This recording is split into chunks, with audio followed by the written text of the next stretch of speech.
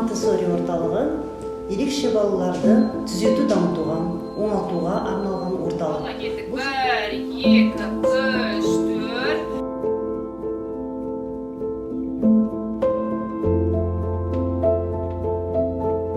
Я мама Олеси Коротенко.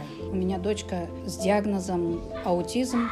Монтессори-центр мы начали посещать 2-й месяц. Вот у нас группа с родителями, потому что у ребенка, кроме аутизма, еще эпилепсия. Мы принимаем лекарства. Благодаря Монтессори-центру девочка социализируется. Выражаем большую благодарность ТШО за такой проект, за то, что обратили внимание на особенных детей в нашем районе. Но родители очень благодарны. Мне кажется, у кого не спросите, все с удовольствием говорят об этом центре и приводят сюда своих детей.